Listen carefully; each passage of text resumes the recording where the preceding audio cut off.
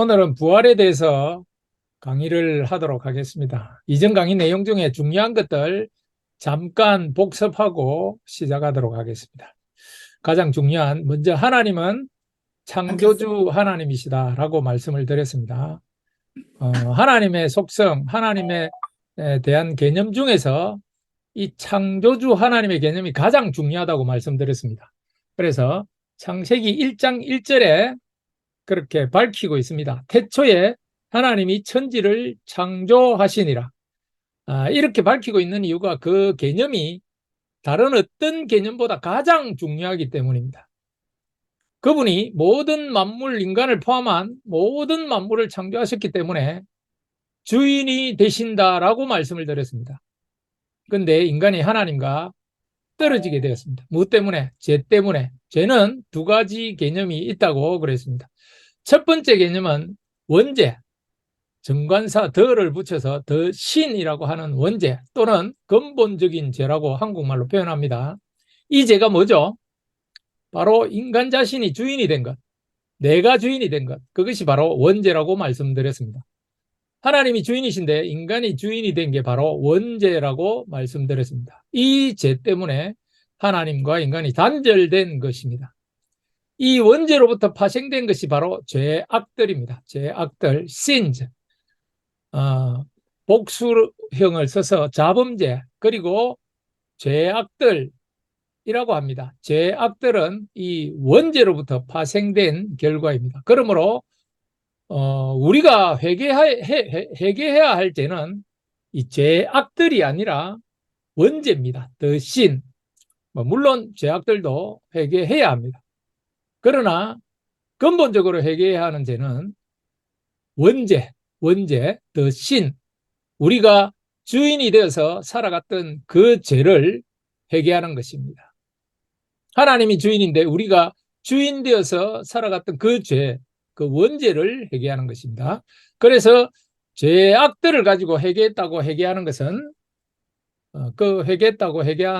회개한 것이 아니라 그랬습니다. 아니라 그랬습니다. 죄악들을 범해가지고 회개해서 그 죄악들을 안 저지른다고 해서 천국 가고 못 가고 하는 기준이 아니라는 것입니다. 그 죄악들이 기준이 아니라는 것입니다. 도덕적 인간은 왜 나쁜 사회를 만드는가 하는 책이 있습니다. 롤랑 베그 교수가 지은 책 중에 그 내용 중에 보면은 그 죽으면 천국 갈 것 같은 유명인이라는 그 제목으로 설문조사를 미국에서 1000명에게 했다고 합니다. 그런데 마더 데레사가 79% 나왔습니다. 마더 데레사가 천국 갈 것 같아 79%. 그리고 마이클 조던, 현존하는 유명인 중에 마이클 조던이 65%. 그리고 그 다이애나 영국 황태자 비가 60%. 그렇게 나왔습니다. 그런데 이 사람들보다 더 높은 프로테이지를 받은 사람이 있습니다. 누구겠습니까? 혹시 아시는 분? 자기 자신입니다. 자기 자신. 마더 데레사보다 자기가 더 천국 갈 확률이 높답니다. 자기가 더 천국 가는데 확신이 있다는 겁니다. 혹시 여러분들도 다른 사람들처럼 저 사람은 구원받지 못했을 거야 라고 생각하면서 자신의 구원을 확신하는 그런 확신을 가지고 계신 건 아닌지 모르겠습니다. 자기 자신이 구원받았다는 확인도 하지도 않으면서 그런 생각을 하고 있지 않는가 우리가 한번 돌아봐야 되겠습니다. 여러분, 여러분의 주인이 누구신지 정확하게 보셔야 됩니다. 확인하셔야 됩니다. 자, 그것을 위해서 죄로 인해서 하나님과 단절된 우리 같은 죄인들을 위해서 하나님은 두 가지 일을 행하셨다고 말씀을 드렸습니다. 첫 번째 뭡니까? 예, 십자가입니다. 십자가. 그리고 두 번째가 오늘 은혜 나눌 부활입니다. 십자가 사건의 중요한 의미는 무엇이라고 했습니까? 예, 온전한 속죄입니다. 자, 십자가 사건의 중요한 의미는 온전한 속죄입니다. 그리고 두 단어가 중요하다고 그랬습니다. 자, 혹시 음소거 해제하시고 다 같이 한번 따라했으면 좋겠습니다. 음소거 해제 컴퓨터 앞에 계시는 분은 스페이스 키를 누르면 됩니다. 그리고 뭐 핸드폰에서는 음소거 해제를 눌려서 우리가 다 함께 이거 두 단어 중요하다고 했는데 따라했으면 좋겠습니다. 단번에 영원히. 시작. 단번에 영원히. 예. 단번에 영원히 구원받게 되는 겁니다. 자, 이 두 단어는 반드시 기억하시면 좋겠다고 말씀드렸습니다. 툭 건드리면은 십자가 하면은 단번에 영원히 이렇게 나올 정도로 꼭 기억했으면 좋겠다고 말씀드렸습니다. 자, 그분이 우리의 죄를 위해서 단번에 영원히 속죄를 이루어 주신 겁니다. 왜 십자가 사건이 단번에 영원한 사건이 된다는 겁니까? 예, 그분이 예수님이 영원한 하나님이시기 때문입니다. 자, 그러므로 그분이 한 번에 영원히 용서했다는 것을 믿는 겁니다. 십자가에서는 두 가지 핵심이 있다고 했습니다. 하나는 하나님의 은혜, 100% 하나님의 은혜로 단번에 영원히 속죄함입니다. 100%, 100%. 우리 행위가 100% 들어가지 않습니다. 1%라도 들어가지 않습니다. 이렇게 얘기하는 사람이 있다고 그랬습니다. 내가 믿었잖아요. 내가 믿어줬잖아요. 내가 믿었기 때문에 구원받았지 않습니까? 이렇게 하면 안 됩니다. 지난주에 말씀드렸습니다. 그 예화 하나 있죠. 젓가락, 숟가락질 예화. 밥을 아내가 차려줬습니다. 근데 내가 젓가락질, 숟가락질 잘 해가지고 밥을 먹어서 배가 부릅니다. 이렇게 하지 않잖아요. 어떻게 해야 됩니까? 어떻게 합니까? 아내가 밥을 차려준 덕분에, 잘 차려준 덕분에 밥을 먹었습니다. 그래서 배가 부릅니다. 이렇게 얘기합니다. 그런데 숟가락질, 젓가락질 잘 한다고 잘해서 밥 먹었다 이러면은 다음부터 밥 못 얻어먹습니다. 근데 숟가락질, 젓가락질 안 하면은 밥을 먹을 수 있습니까? 없습니까? 물론 뭐 손으로 먹을 수도 있습니다. 그렇지만 숟가락질, 젓가락질 해야 밥을 먹을 수 있습니다. 그런데 표현할 때는 숟가락질, 젓가락질 잘해서 밥을 먹어서 배가 불렀다고 하면은 안 된다는 것입니다. 동일한 이치입니다. 하나님의 은혜로 구원받았습니다 라고 해야지 내가 믿어줬기 때문에 구원받았습니다 라고 하면 안 되는 겁니다. 자, 이렇게 말하면 어떤 생각이 듭니까? 예, 내가 믿음이라는 행위를 했기 때문에 구원받은 것처럼 오해할 수 있습니다. 자, 믿음이 없이는 구원을 받나요? 못 받나요? 예, 못 받습니다. 반드시 믿음이 있어야 합니다.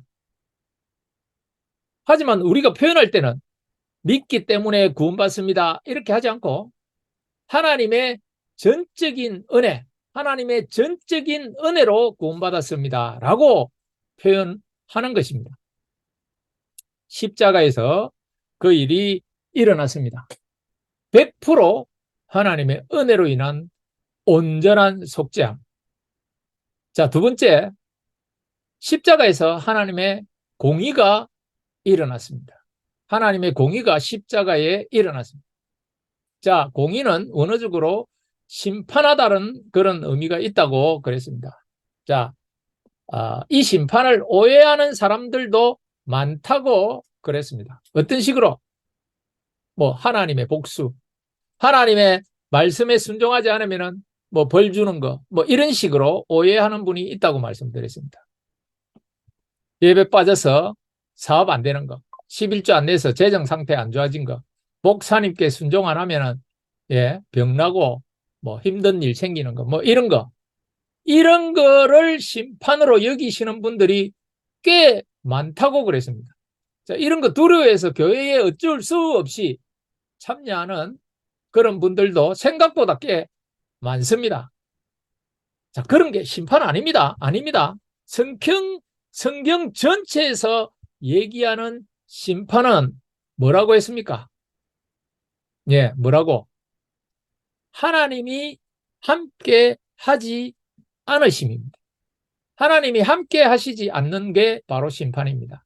하나님이 동행하지 않는 것, 그게 바로 심판이라고 했습니다. 자, 그러므로 예수님 믿지 않는 사람들, 예수님 믿지 않는 사람들, 심판 받았나요? 받지 않았나요?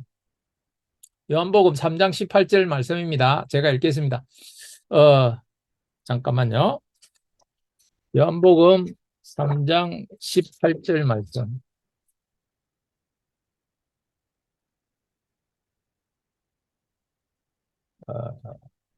요한복음 3장 18절 말씀. 제가 읽겠습니다.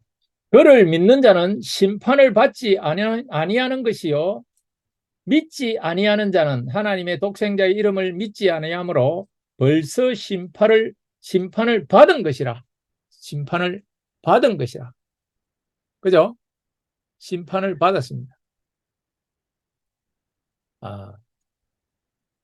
그러면은 이미 심판을 받은 상태이기 때문에, 그리고 또 뭐라고 합니까? 하나님의 진노가 그 위에 머물러 있다고 했습니다. 그러다가 마지막 날 그 진노가 임할 것입니다. 머물러 있다가 자신은 잘 모릅니다. 머물러 있는 거를. 그런데 마지막 날 그 진노가 임한다고 했습니다. 그런데 이런 심판을 받은 사람들, 심판을 받아서 하나님의 진노가 위에 머물러 있는 이런 사람들도 세상적인 기준으로 아주 잘 살 수 있다고 그랬습니다. 자, 이 개념을 여러분들 확실히 알고 있어야 합니다. 확실히. 그런 분들도 심판을 받은 사람들도 성공도 할 수 있습니다. 심판받아도 받은 상태에서 아주 잘 살 수 있다고 그랬습니다. 그런데 반대로 심판을 받지 않고 잘 살지 못할 수도 있나요? 예, 있습니다. 심판받지 않아도 상처받을 수 있고 사업 안 될 수도 있고 심지어 자녀 문제 생길 수 있고 부부 문제 생길 수 있습니다. 억울하게 병도 걸릴 수 있습니다. 어저께 제가 정말 오랫동안 아시는 지인 한 분께서 그 뇌종양 판정을 받아서 지금 이제 병원에 계신다는 소식을 어저께 들었습니다. 자, 우리 심판받지 않은 우리 믿는 사람들, 쉽게 이야기해서 그런 분들도 가다가 사고 날 수 있습니다. 심판받지 않아도. 왜냐? 심판은 그런 것이 아니기 때문입니다. 심판은 그런 것이 아닙니다. 그러한 일들이 있어도 어떻습니까?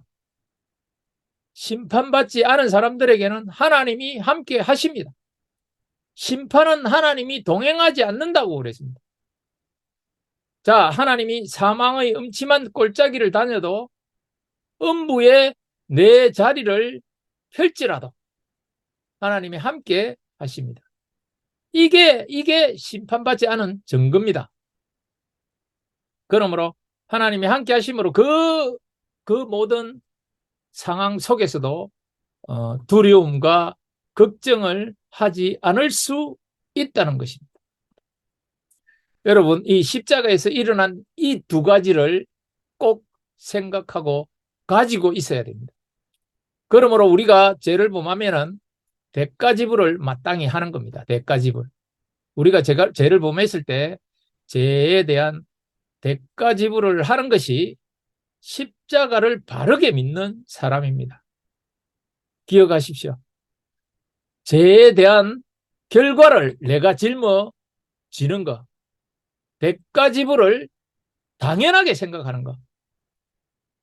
자, 여러분, 이걸 모르면 이렇게 이야기할 수 있습니다. 죄 지어놓고 회개하면 되잖아. 회개하면 뭐 다 해결되는데.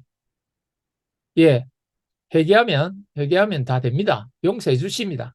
그런데 지난 시간에 말씀드렸습니다. 다윗은 회개했지만 처음에 그 바세바를 범했을 때 바세바가 임신했던 그 애가 죽잖아요. 죽습니다. 죄는 대가 지불을 합니다. 대가 지불해야 하는 겁니다. 예.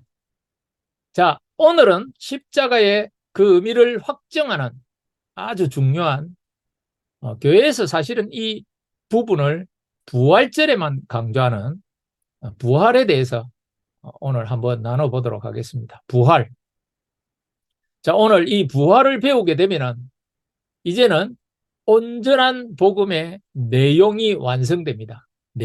복음의 내용이 완성이 되는 것입니다.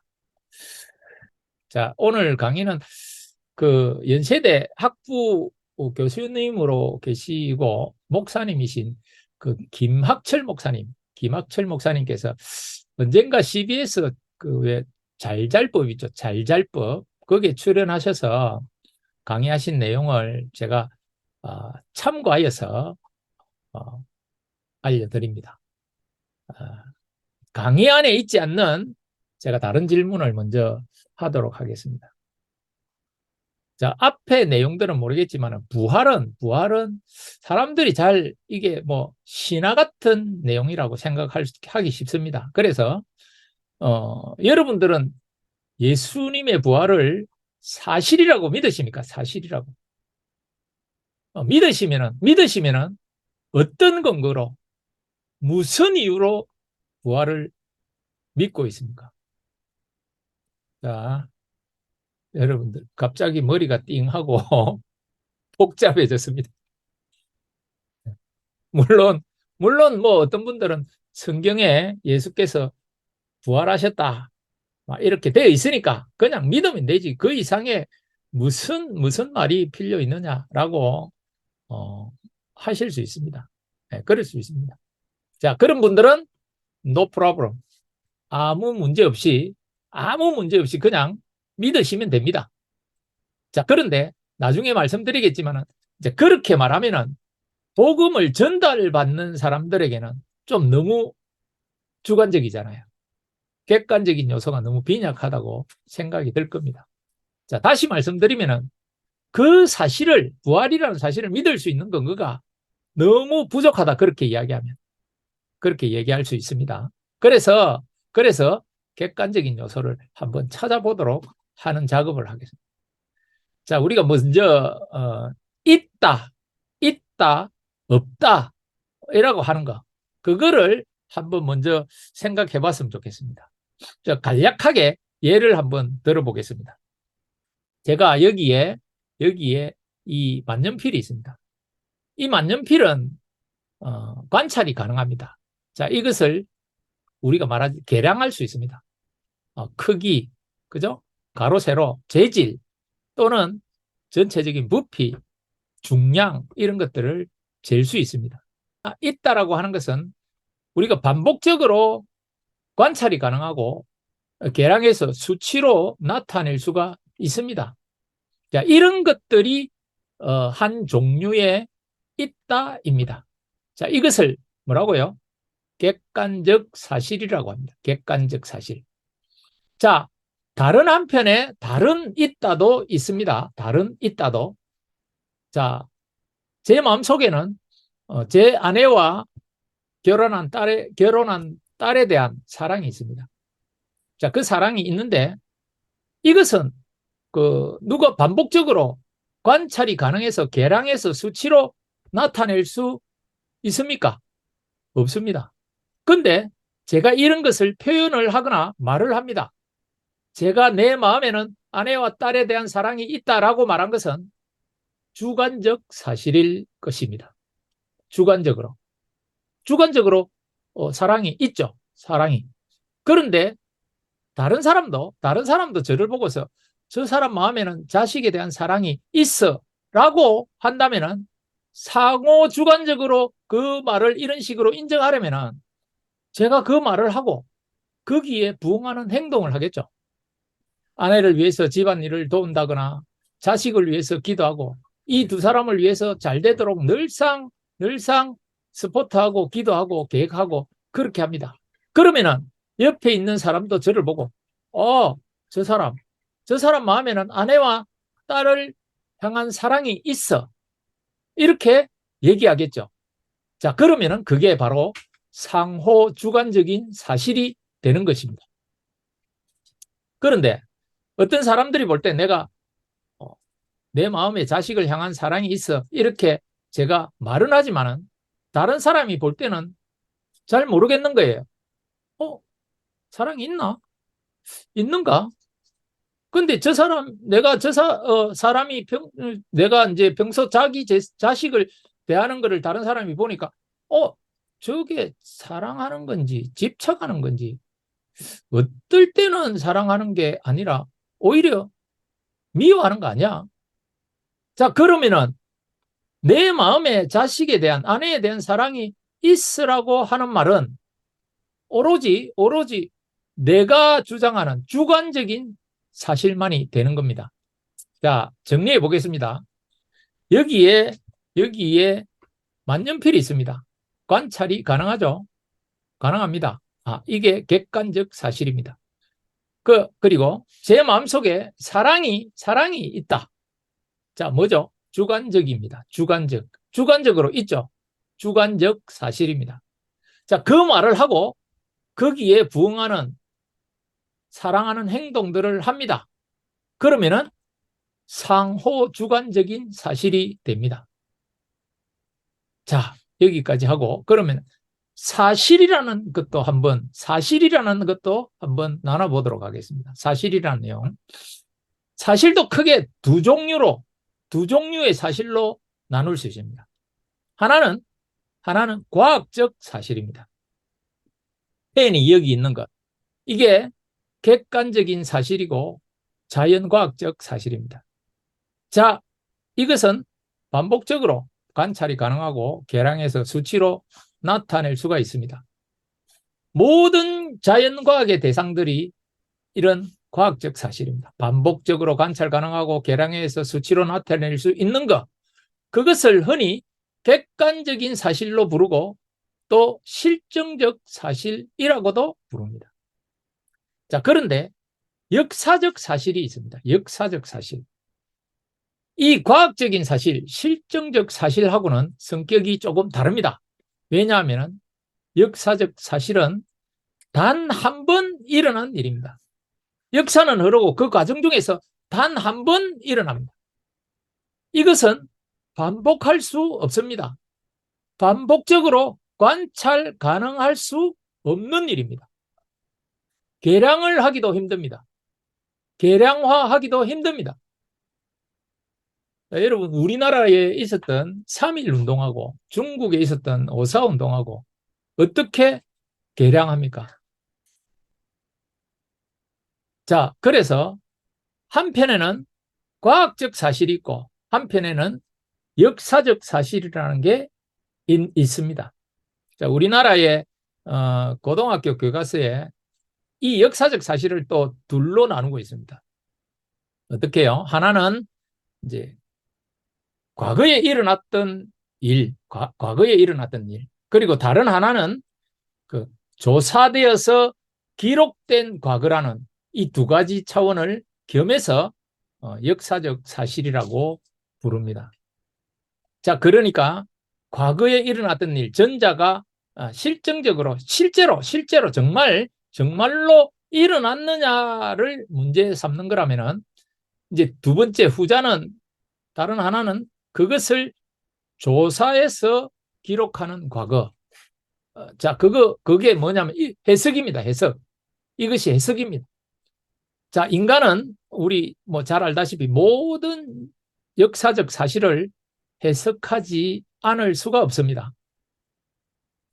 이런 말이 있습니다. 해석하지 않는 역사적 사실이란 존재하지 않는다.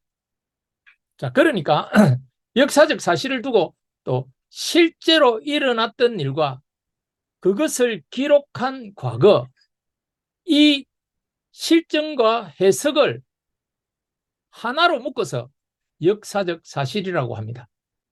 자, 그러면은 실증과 해석을 실제 일어났던 일과 그것을 기록한 과거를 묶어서 역사적 사실이라고 했는데 자, 그러면 부활은 역사적 사실인가요? 하는 이 질문에 이제 우리가 어느 정도 대답할 수 있는 그 앞 전 단계를 지금까지 공부했다고 할 수 있습니다.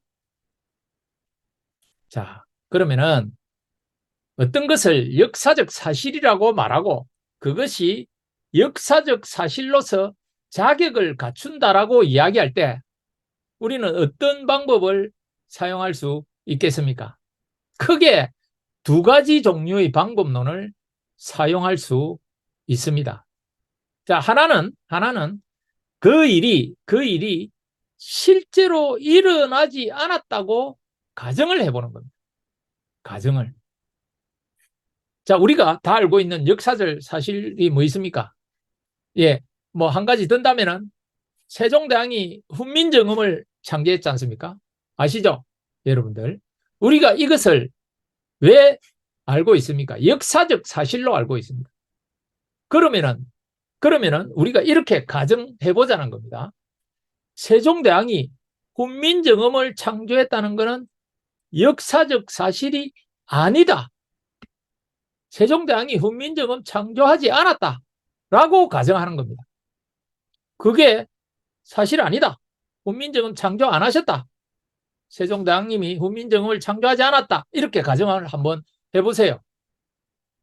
자, 그러면은 풀리는 문제보다 풀어야 할 문제가 더 많습니다. 더 많아집니다. 자, 예를 들면은 이런 거는 뭐 이야기할 수 있겠죠. 아니, 세종대왕이 뭐 국사도 바쁜데 어떻게 그걸 한글을 창제해? 그렇게 세종대왕이 천재야? 근데 뭐 너무 바쁘고 뭐 세종대왕은 그렇게 할 시간이 있었겠어? 이런 의문점들은 풀릴 수 있습니다. 그런데 조선왕조 실록, 그 다음에 훈민정음과 관련된 어마어마한 많은 다른 역사적 사료들을 그걸 다 무시하고 나서야 비로소 그 말, 세종대왕이 훈민정음을 창조했다는 건 역사적 사실이 아니다라가 성립이 되는 겁니다. 맞잖아요. 세종대왕이 훈민정음을 창조하지 않았으라는 사실이 성립이 되려 하면은 그 많은 역사적 자료들을 다 무시해야 됩니다. 다 부인해야 됩니다. 그러니까 어떤 것이 역사적 사실인지 아닌지를 판단하는 중요한 방법론 중에 하나가 그게 사실이 아니라고 가정했을 때를 가정해보고 어떤 것이 무엇이 더 설명하기가 편한가? 이순신 장군 없었대. 실제로 존재하지 않은 인물이었대. 하고 가정을 해보세요. 그렇게 되면은 이순신 장군에 관련된 부분들을 풀어야 할 그런 문제들, 뭐라 해야 됩니까? 부인해야 될 그런 것들이 더 많이 있습니다. 그러면은 이순신 장군이 존재했다고 가정하는 것이 훨씬 더 그럴듯합니다. 안 그렇습니까? 이순신 장군이 존재했다는 개연성과 확률의 차원에서 훨씬 더 그럴듯합니다. 있다고 하는 게, 존재했다고 하는 게. 이렇듯 역사적 사실은 이제 개연성과 확률에 놓여 있습니다.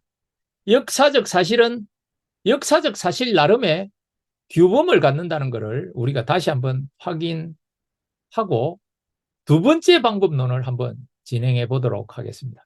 자, 두 번째 방법은 뭐냐? 어떤 것이 역사적 사실이라고 말하면 그것을 말하는 증언이나 기록이나 또는 고고학적 유물들이 일관성을 갖고 적절한가를 이야기해야 됩니다. 일관성을 갖고 적절한가를 살펴봐야 됩니다. 자, 그러니까 세종대왕이 훈민정음을 창조했다는 것, 그리고 이순신 장군은 정말로 있었다라고 말하는 어떤 기록들이 있죠. 자료들. 또 그 다음에 보면은 그 유물들 그리고 정언들 또 그것이 공적인 정언, 사적인 정언 이 모든 것들을 포함하는 겁니다. 유물들, 공적인 정언들, 사적인 정언들. 자, 이런 것들이 일관성이 있고 적절한가? 이것을 묻고 그래, 일관성이 있고 적절하다. 이러면은 세종대왕은 훈민정음을 창조했고 이순신 장군은 정말 계셨습니다. 그 여러 사료를 보니까 일관성과 적절성을 갖췄습니다. 그러면은 그것을 역사적 사실로서 등재가 되는 겁니다. 자, 그럼 처음으로 돌아와서 자, 이제 여러분 우리가 부활은 역사적 사실인지 그러면은 그 자격 조건을 갖췄는지 우리가 한번 따져보면 되겠죠. 따져보면 됩니다. 자, 두 가지 중 하나는 우리가 처음에 했던 그 부활이라는 사실이 예수님의 부활이라는 사실이 없었다. 없었다 하면은 더 설명하기 쉬운가 이거고 그 다음에 또 다른 하나는 그 사실이 일관성과 적절성을 갖췄나 하는 이런 것을 조사해 보면 됩니다. 자, 첫 번째 예수님의 부활이 없었다. 이 사실 아니다. 그리고 예수님의 부활은 일관성과 적절성을 갖추었느냐 그 뭐 기록과 사료에 대해서 이것을 한번 살펴봅니다. 먼저 이 부활을 우리가 어떻게 역사적 사실로 얘기할 수 있는가? 자료가 있어야 된다니까. 뭐 정인들, 정언들 있어야 가능합니다.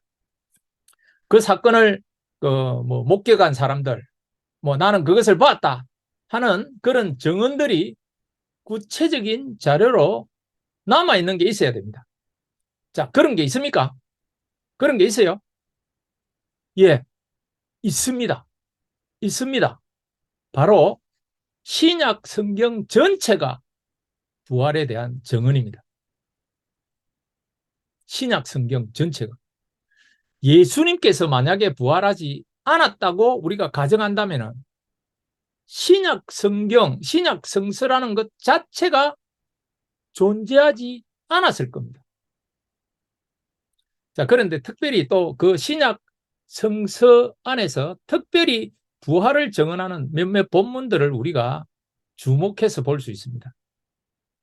자, 그러기 전에 그 본문들 보기 전에 여기서 이제 우리가 부활이라는 걸 먼저 정의하고 넘어가야 될 것 같습니다.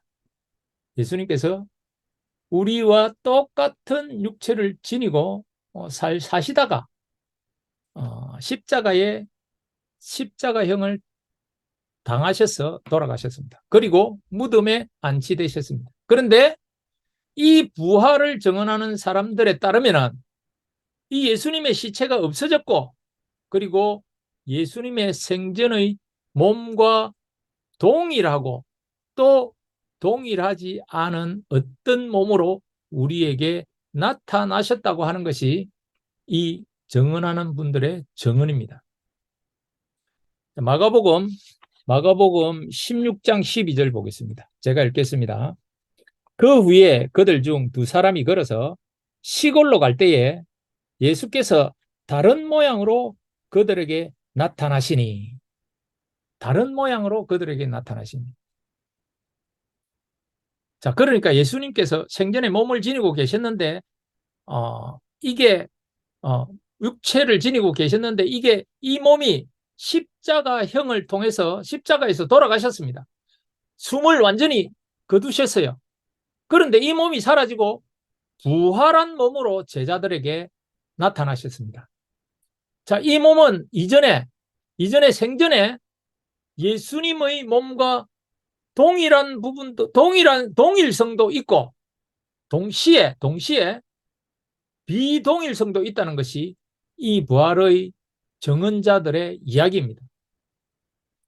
자, 여기서 동일성이 있다는 것은 뭐냐면은 이 스스로 부활하신 분이 나는 예수님이라고 스스로 밝히셨습니다.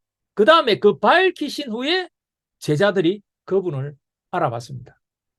그러니까 동일하다는 것이고, 어떤 부분이 동일하지 않냐 하면은 누가복음 24장 16절입니다. 누가복음 24장 16절.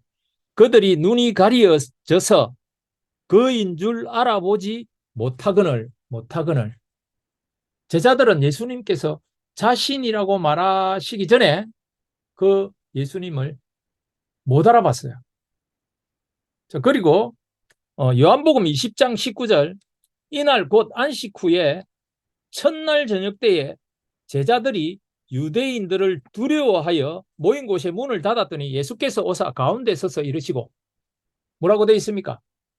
벽이 다 가로막혀 있습니다. 그리고 문도 닫혀 있는데 그 문을 통과해서 들어오십니다.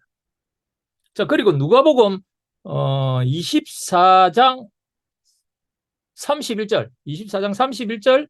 그들이 눈이 밝아져 그인 줄 알아보더니 예수는 그들에게 보이지 아니하시는지라. 제자들은 예수님이 자신이라고 말하기 전에 그분을 잘 못 알아봤습니다. 엠마오 같은 데서 생생하게 대화를 나누다가 이제 갑자기 사라집니다. 그러니까 성서에서 말하는 부활이라고 하는 것의 이 정의는 뭐냐 하면은 1차적으로 이 몸은 예수의 육신이 사라진 곳에서 나타난 것이니까 같은 차원이 있고 동시에 같지 않은 차원이 있다는 것을 정언하는 겁니다. 이것이 이제 기독교의 부활에 대한 신앙입니다. 제가 너무 어렵게 이야기하는 거 아닙니까? 그죠? 그래도 부활에 대한 사실에 대해서 우리가 사실적인 것을 한번 알아봐야 되는 것도 중요한 일이라고 생각합니다. 나중에 이 부활이 사실이라는 것이 왜 중요한가는 뒤에 말씀드리겠습니다. 자, 그래서 우리가 맨 처음에 주목해 봐야 될 것이 고린도전서 15장입니다. 우리가 흔히 부활장이라고 부르는데 15장 5절 게바에게 보이시고 후에 12 제자에게와 또 6절 그 후에 500여 형제에게 일시에 보이셨나니. 예, 게바는 베드로입니다. 그 다음에 12 제자에게 게바에도 나타나고 또 12 제자에게도 나타나시고 우리가 흔히 사도라고 부르는 그 12 제자입니다. 그 위에 그리스도께서는 한 번에 또 500명이 넘는 형제 자매들에게 나타났다. 한꺼번에 500명이 되는 그런 많은 사람들이 그것을 목격했다는 겁니다. 그러니까 그 부활체는 예수님과 동일한 차원, 동일하지 않는 차원을 동시에 가진 그런 부활의 몸으로 나타날 수 있다고 저는 해석을 하는 겁니다. 자, 15장 6절과 하반절 7절에서 8절을 보겠습니다. 제가 읽겠습니다. 그 중에 지금까지는 대다수는 살아있고 어떤 사람들은 잠들었으며 7절 그 후에 야고보에게 보이셨으니 그 후에 모든 사도에게와 맨 나중에 만삭되지 못하여 난 자 같은 내게도 보이셨느니라. 그들 중 이제 부활을 목격한 사람들 중에는 들어는 세상을 떠나고 대부분은 또 남아 있고 그 다음에 예수님 동생인 야고보에게 나타나 보이셨고 또 그 다음에 모든 사도들에게 나타나셨습니다.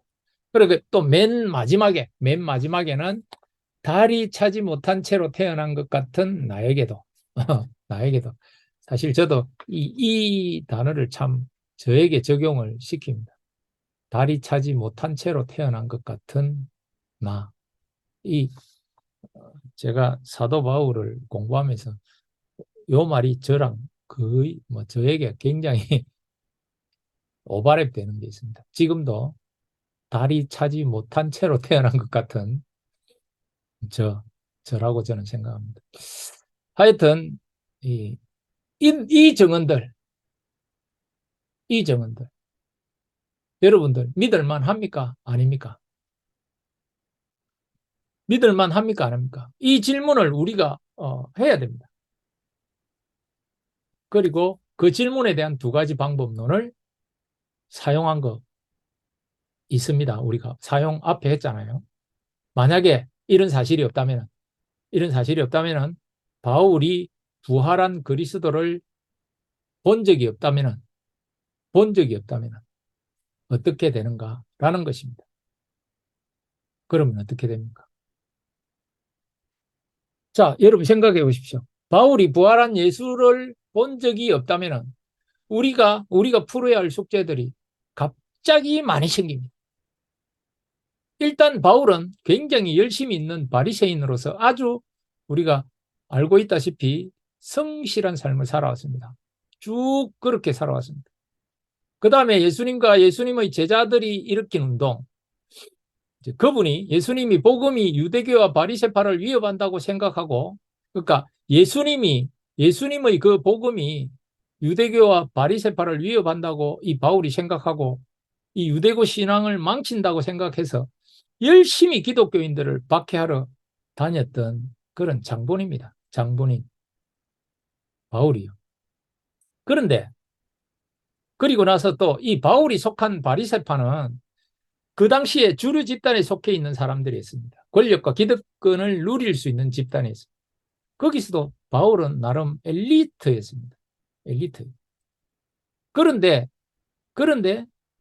이 바울이 갑자기 그 사회에서는 소수자고 사회에서는 핍박의 대상이었고 많은 사람들이 우습게 생각하는 또 그리고 그런 사람들이 주장이 공공연하게 먹히지 않는 그런 어떤 집단, 그 기독교 그리스도인 집단, 그것도 자기가 핍박했던 그 집단으로 갑자기 옮겨갑니다.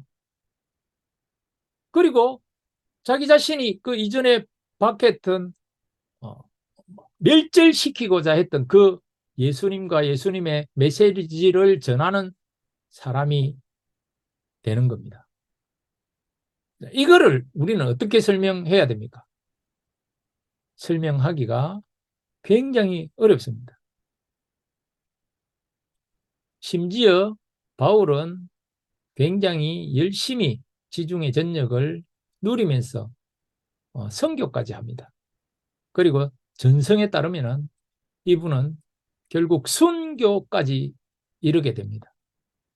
만약에 이분이 부활한 그리스도를 보지 못했다면, 예수를 믿지 않았다면 이것이 가능했을 겁니까? 가능했을까요? 자, 두 번째는 제자들의 경우도 한번 살펴보면 좋겠습니다. 예수님께서 십자가에 달릴 때 그 주변에 예수님을 따르던 거의 모든 제자들이 있지 않았습니다. 요한복음서에 따르면 예수님과 어머니와 예수님이 사랑하시는 애제자, 우리가 흔히 애제자라고 이해하는데 그 제자 중에 그 애제자만 있었을 뿐입니다. 아마 다른 제자들은 멀리서 예수님의 십자가 처형을 바라보고 있었을지는 저도 잘 모르겠지만 그 십자가 현장에는 아무도 있지 않았습니다. 이유가 뭐겠습니까? 무섭기 때문에, 두려웠기 때문에. 만약에 거기에 있었다면 예수와 함께하는 사람이라고 또 자기도 처형의 위험에 놓이기 때문에 도망을 갔겠죠. 그런데 그 십자가의 형이 있었고 난 다음으로 처음으로 돌아오는 그 오순절에 예수님의 그 제자들이 예루살렘 한복판에서, 다시 말해서 예수님의 사형이 일어났던 바로 그 도시에서 너희가 죽인 예수는 죽지 않고 다시 살아나셨다, 부활하셨다라고 하는 예수님의 부활을 선포하기 시작했다는 것을 우리가 생각해 봐야 합니다. 그리고 알다시피 전성에 따르면 많은 제자들이 순교를 당하셨습니다. 베드로는 거꾸로 매달려서 순교를 당했습니다. 자, 이 겁쟁이라고 얘기할 수 있는 뭐 사실은 우리가 이분들을 겁쟁이라고 얘기하면은 좀 어불성설입니다. 뭐 저희들도 아마 그랬을 가능성이 아주 높으니까 아닙니까? 그죠? 높잖아요. 우리도 아마 그 자리에서 그랬으면은 그렇게 도망갔을 가능성이 매우 농후합니다. 그런데 정말 이 겁쟁이 혹은 평범한 사람들이 왜 갑자기 자기의 목숨을 내놓았을 정도가 되었을까요? 숨고 도망가고 무서워했던 사람들이 왜 갑자기 자기 목숨을 하나도 아깝지 않은 것처럼 정면으로 대로로 나섰을까요? 그것도 예수님의 부활을 정언하면서까지요. 자, 우리 그들에게는 특별한 사건이 있었다는 것은 분명하다고 생각합니다. 그러한 급격한 행동의 전환을 설명해 줄 무언가가 있었다는 게 분명합니다. 자, 그것이 무엇이냐고 그 제자들에게 물어보면은 자신들은 증인이다. 증인이다. 이렇게 대답한 겁니다. 무엇의 증인이냐? 예수 그리스도의 부활의 증인이다. 이렇게 대답한 겁니다. 자, 그것이 자연과학적 사실인지 아닌지는 우리가 가늠할 수 없습니다. 왜냐하면 역사적 사실은 자연과학적 사실과는 달리 반복적으로 관찰 가능해서 계량화해서 수치화할 수 없다고 말했습니다. 그런데 역사적 사실이라는 것은 아까 말씀드렸듯이 개연성과 확률을 가지고 우리가 판단하는 겁니다.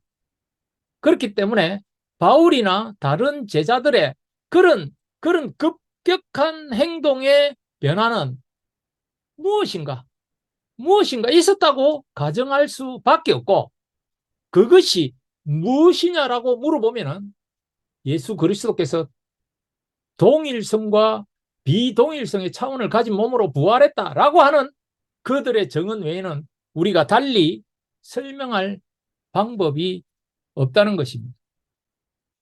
자, 이런 경우가 한 개 더 남아 있습니다. 다른 경우가 뭐냐면은 제자들이 집단적으로 착각했거나 아니면 제자들이 거짓말했거나 이런 말 하는 사람들이 있습니다. 아주 오래된 이야기입니다. 제자들이 예수님의 시체를 훔쳐다가 예수께서 부활했다고 주장했다는 겁니다. 혹은 예수님께서 가사 상태에 빠져가지고 사람들이 죽은 줄로 착각했는데 결국 그분이 깨어나서 나왔다는 겁니다. 자, 그럴 경우에 과연 부활을 봤다고 하는 그 증언하는 제자들의 행동을 어떻게 더 잘 설명할 수 있습니까? 만약에 그게 자신들이 지어낸 거짓말이었다면 그 거짓말에 자신들이 목숨을 거는 거, 그게 그렇게 생각하는 게 더 설득력이 있습니까? 아니면은 실제로 부활을 목격했다고 생각하는 것이 더 설득력이 있는 겁니까? 자, 여러분 스스로 대답해 보시면 되겠습니다. 우리가 따져보면은 최소한 부활이라는 사건은 상호 주관적 사실에 해당됩니다. 그리고 주관적 사실에 해당하는 겁니다. 아까 이제 사실을 크게 세 가지로 나눴습니다. 객관적 사실, 상호 주관적 사실, 그리고 주관적 사실. 상호 주관적 사실과 주관적 사실에 이 내용이 해당되는 겁니다. 그리고 자연과학적 사실과 역사적 사실이 있다고 하면은 역사적 사실은 상호 주관적 사실에 기반하고 있는 바가 큽니다. 저는 성경에 있는 부활 증언들이 신뢰성이 있다고 생각합니다. 자, 왜냐하면 그런 증언을 믿어야 그 후에 사람들의 변화와 그 제자들의 변화와 믿는 사람들의 변화와 그 행동의 양식을 이해하기에 우리가 적절하다고 생각하는 겁니다. 자, 그럼 이런 문제가 닥칠 수 있습니다. 부활 사건을 특별하게 기록하고 있는 것이 복음서와 사도행전입니다. 특별히 복음서들에 있어서 예수님의 부활에 대한 증언들이 많이 있습니다.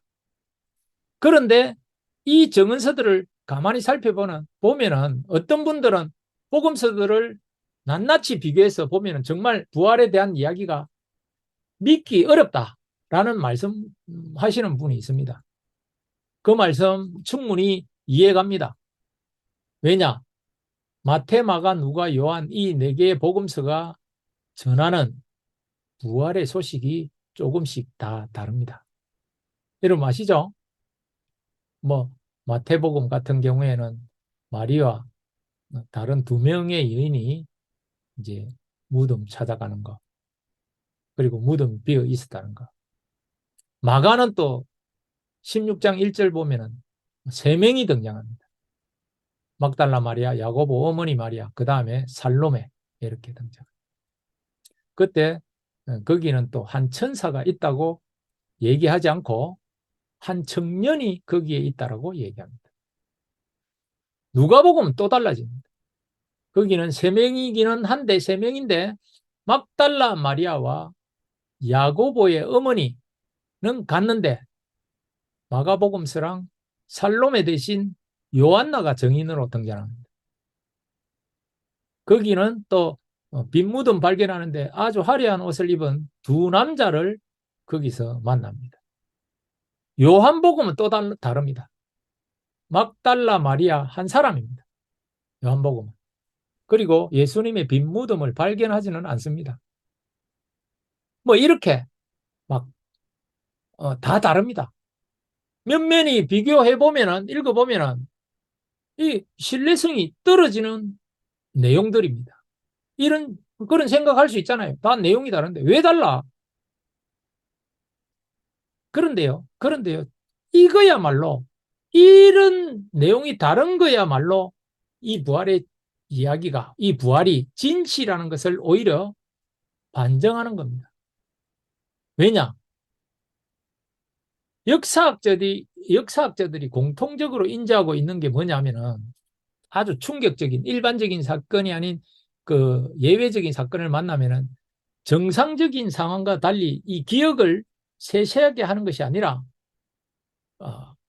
중요한 그 사건의 아주 중요한 코어만을 기억하고 거기에 이제 집중하다 보니까 나머지 아주 세세한 디테일들은 세부 사항들은 조금씩 이야기하는 게 달라지는 게 너무나 자연스러운 현상이라고 합니다.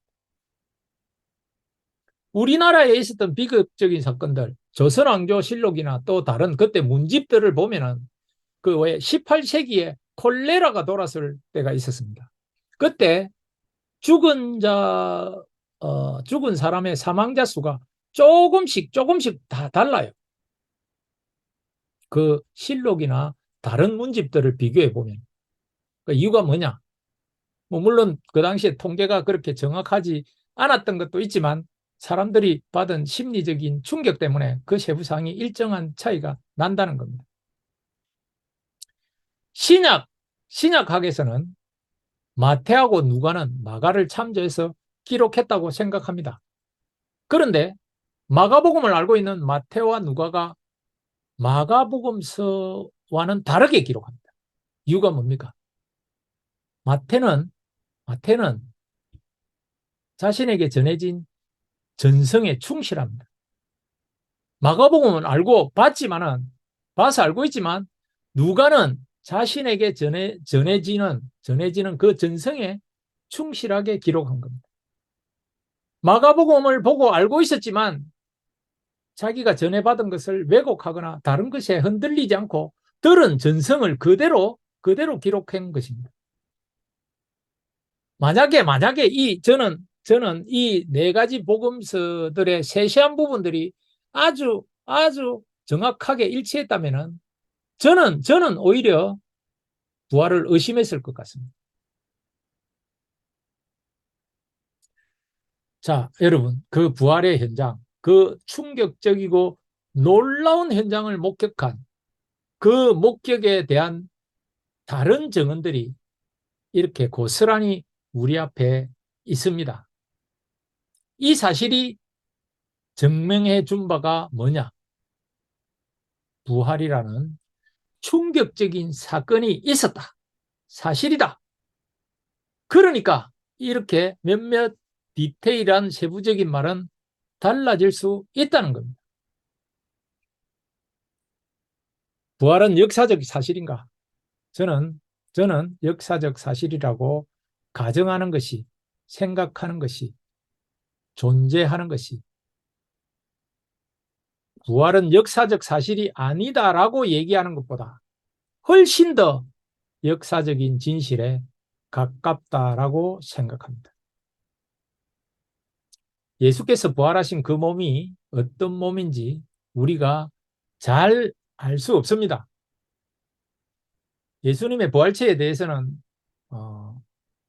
왜냐하면 우리의 일상적인 몸이 아니기 때문에. 어떤 분들은 의학적으로 죽은 사람이 다시 살아날 수 없다는 사실을 계속 골수할 수도 있습니다. 예, 맞습니다. 죽은 사람은 살아날 수 없다는 것이 우리의 이제 의학적인 상식이고 모든 사람들의 상식입니다. 그러나 성서가 증언해 주는 바에 따르면 예수께서는 돌아가셨는데 그 부활하신 몸이 그 이전의 몸과 동일성과 비동일성의 차원을 동시에 가지고 제자들에게 나타나셨고, 제자들은 자신들이 충격적으로 본 그 부활의 사실을 가감없이 최대한 기억해서 우리에게 전해주려고 했다. 그래서 오늘 우리가 갖고 있는 이 사복음서와 서신서와 이 모두를 포함한 신약 성서의 증언은, 거기에 나오는 증언은 예수님의 부활은 역사적 사실이라고 우리에게 전해주고 있다고 확신할 수 있겠습니다. 자, 여기까지. 이제는 우리가 이 사실들을 객관적으로 알아봤습니다. 이제 우리가 만약에 그리스도인이라면 지금까지 주관적인, 그냥 부활에 대한 주관적인 생각이 아니라 예수님의 부활은 최소한 역사적 사실이라는 정도까지는 우리가 인식하고 믿어지셔야 됩니다. 자, 이렇게 제가 막 거품 물고 설명했는데 그래도 난 못 믿겠다. 그래도 난 못 믿겠다. 이런 분들은 더 이상 저의 객관적인 설득의 한계를 벗어난 분들이라고 생각할 수밖에 없습니다.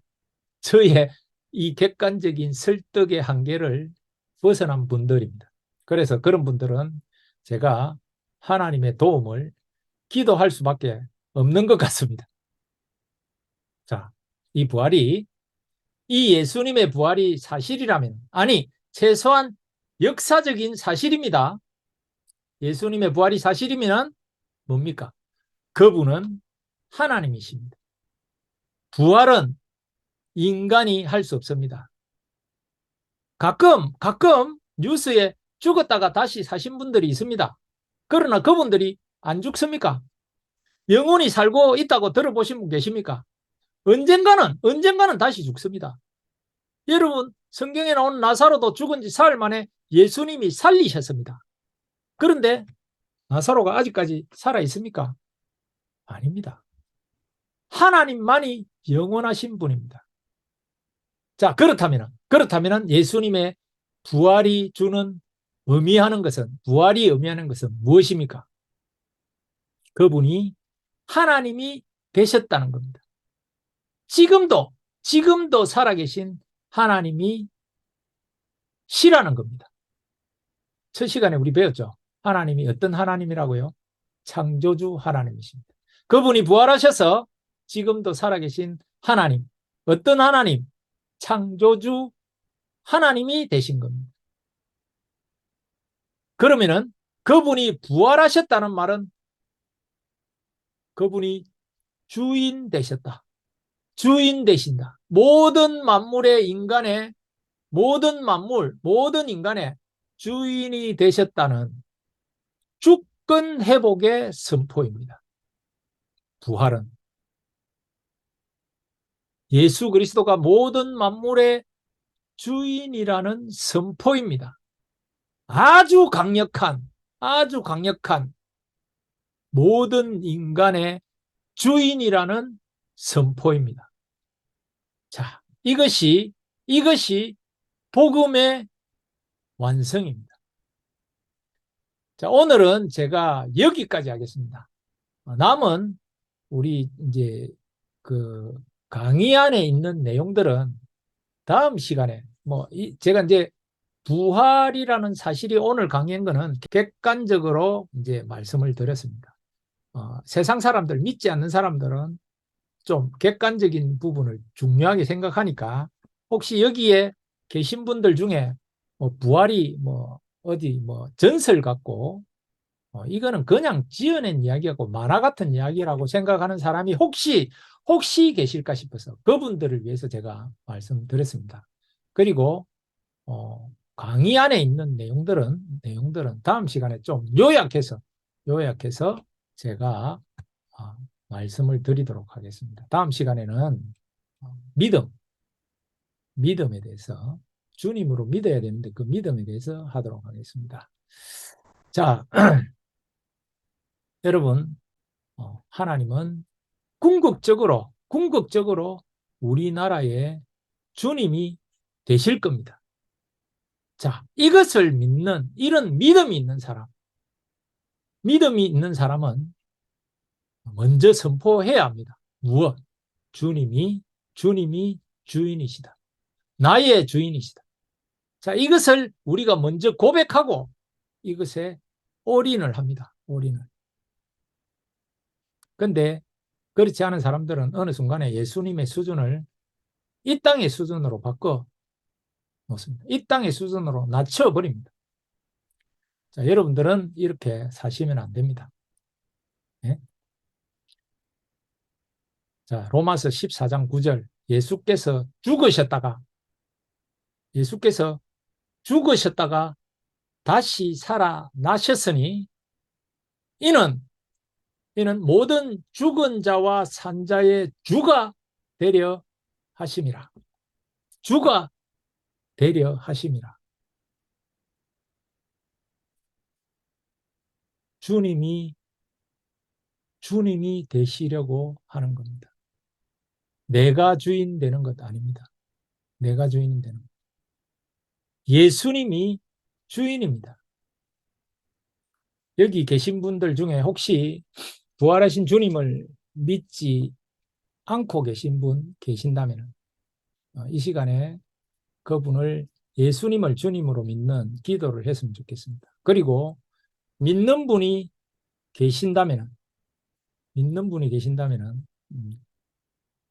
쉽지 않습니다. 앞으로. 왜냐하면 이 세상 사람들은 예수 믿는 사람들, 우리가 진짜 바르게 믿는 사람들을 꽉 막힌 사람들이라고 이야기한다든지 약간 넓은 수 없는 사람, 좀 심하게 이야기하면 약간 미친 사람 취급도 할 수 있습니다. 또 그렇게 사는 사람들을 멍청하다, 바보라고 또 할 가능성도 있습니다. 여러분, 그렇게 사셔야 됩니다. 바보의 삶을 살아야 합니다. 왜냐? 하나님은 그분이 주인 되심을 고백하는 그런 사람들의 삶에 하나님의 영광을 드러내시기 때문입니다. 자, 우리 잠시 한 1분 동안 기도하도록 하겠습니다. 1분 동안. 우리가 지금 이 시간 예수님, 그분을 나의 구원자이자 주인으로 받아들이겠다. 그리고 십자가에 돌아가셔서 나의 유일한 구원자 되시고 또 부활하셔서 나의 주인이 되심을 믿기를 원합니다. 아니, 믿습니다. 이제는 그 주님을 섬기고 그분을 위해서 저의 삶을 살아가겠습니다. 이렇게 결단하는 기도를 하겠습니다. 잠시 1분 정도 하고 기도하고 제가 마무리 기도하겠습니다.